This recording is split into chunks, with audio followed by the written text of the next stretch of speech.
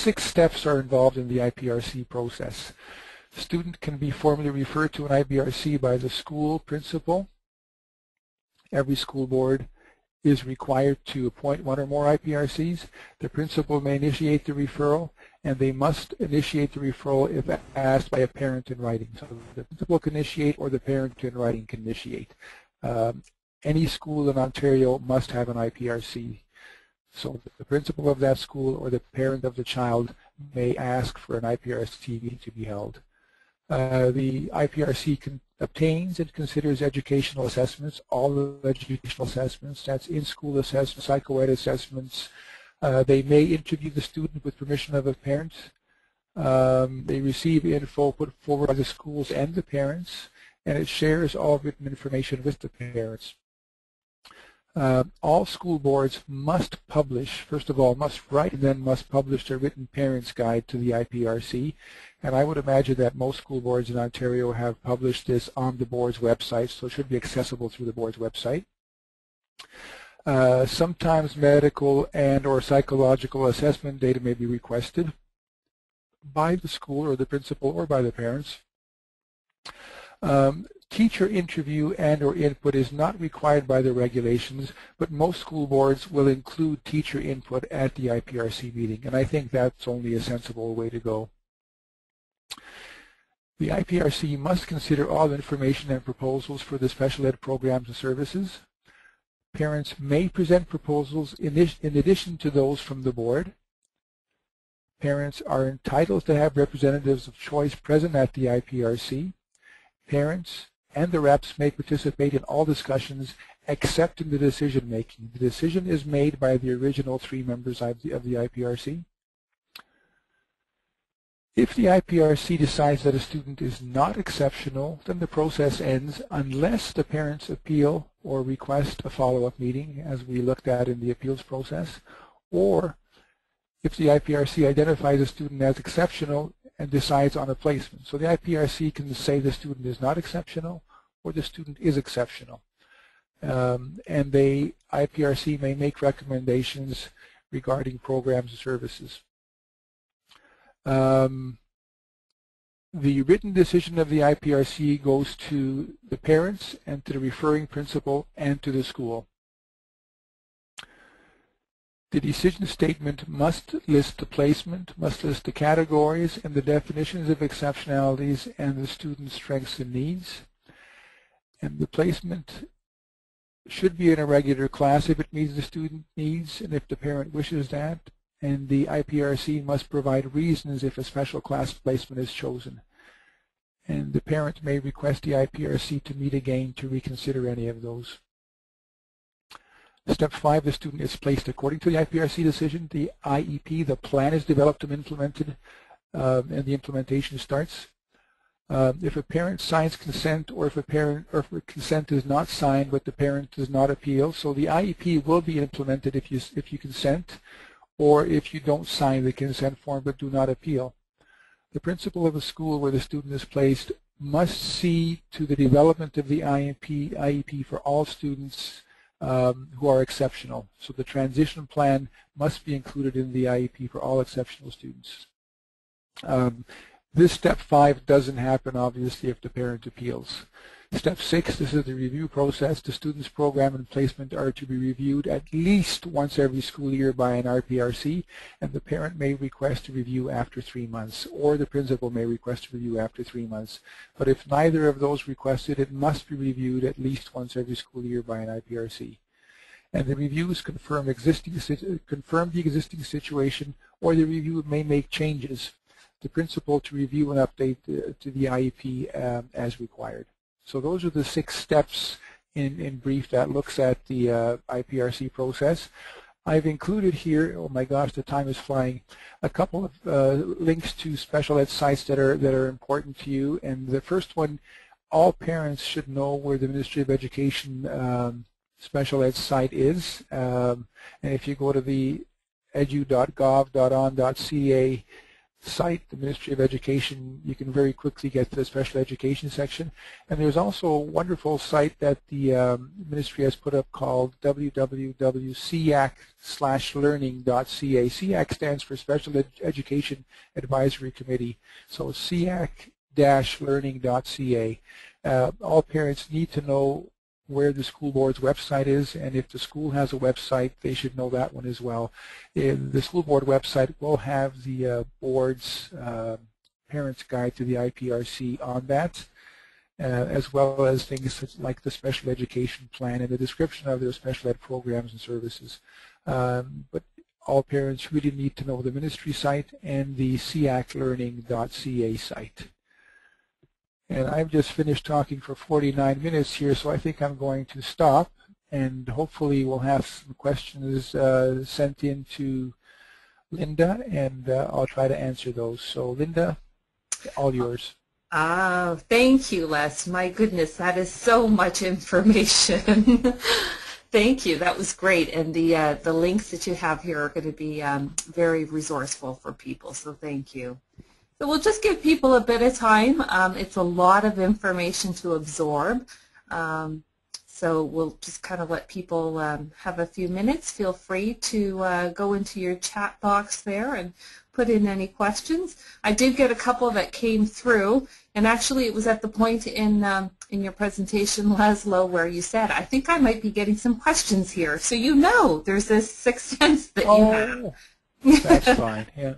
It was around the IEP. I had a question that came in when you were talking about IEPs, and it was around the 30 days where you mentioned that, well, I'll just read the question.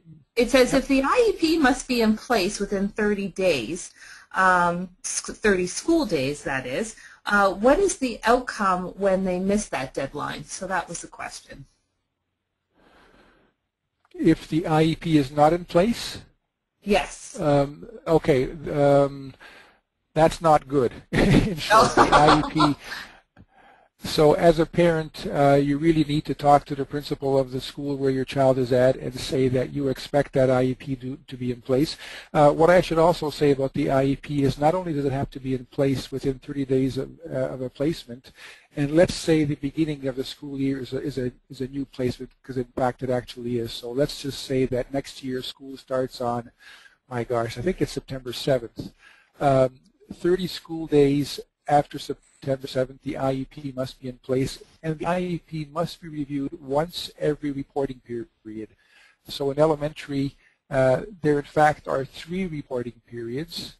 The report cards and the progress report, and in secondary there are 2 reporting periods. So not only must the IEP be in place 30 days, but it must be reviewed a specific number of times a year, at least.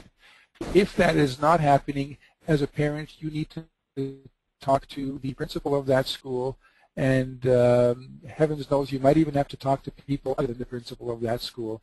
But that's a really important piece that should not be missed by the school personnel. No. Okay, so that's good. How's that for okay? That's great. There's another question that's come in here. It says that in the beginning you had mentioned about that you would have to have an assessment done in order to get the additional support. And then the comment is there any way around this? We feel that they are sometimes detrimental and affect how people see my son. Okay, let me, not knowing any specifics and not really wanting to know any specifics right now, let me just talk in generalities about where school boards require specific assessments. So let's just say, for example, that my son or daughter in grade 6 is really sharp as a tack. It's like the old man is sharp as a tack. And I think that that child might be gifted. Well, the fact that I think so is not enough. I need to have some assessment data that supports the fact that he's gifted, and that data cannot come from the school teacher because they're not qualified. That has to come from a psychoeducational assessment.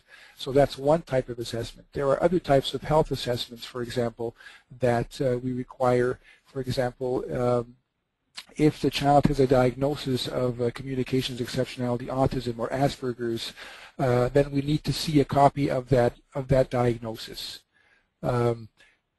Same as for learning disabilities. If the child is suspected of having a learning disability, the school board requires a psychoeducational assessment to be carried out with the child to show the intellectual ability and to show the potential academic achievement that the child can do, because that's where the learning disability exists, within that discrepancy at least.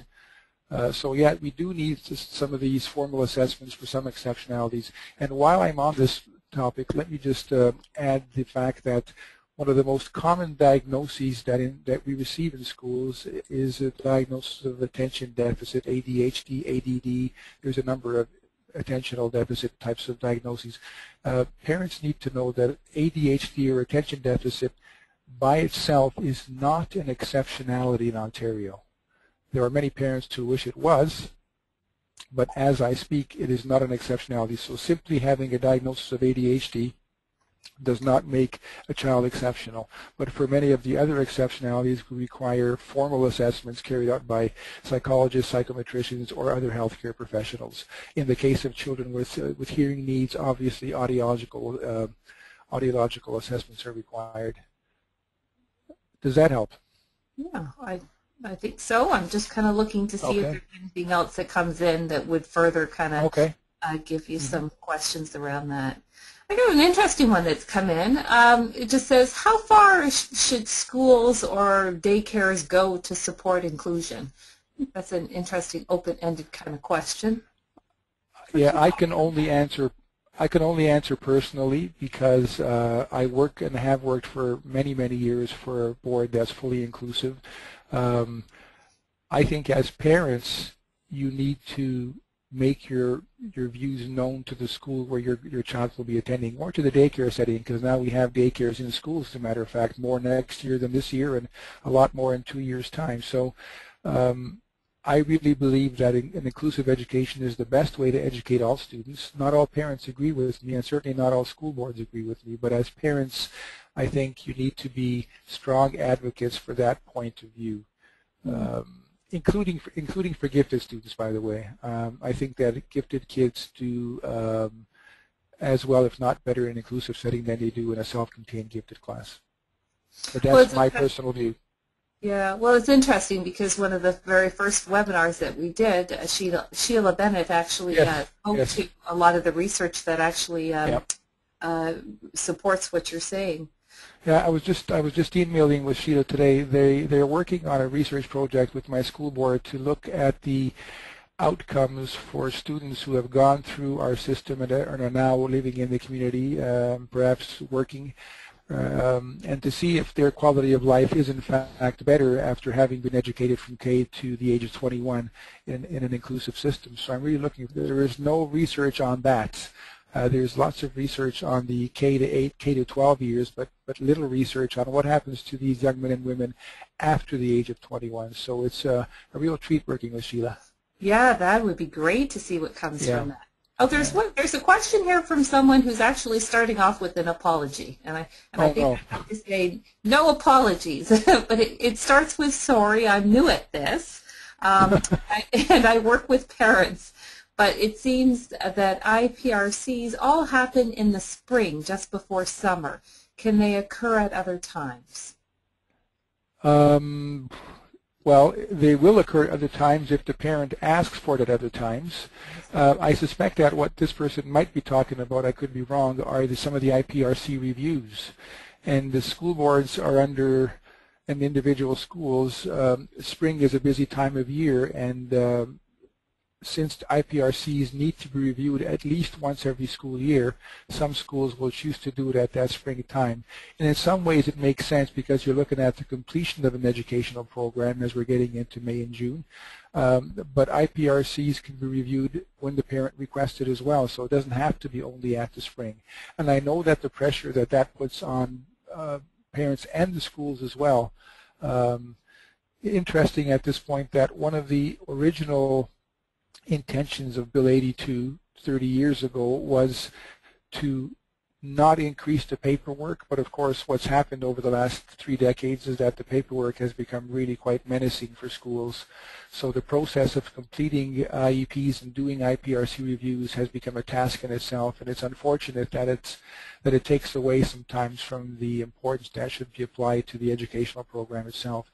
But they don't all have to happen at spring, but they do because of logistical reasons quite often. Oh, okay.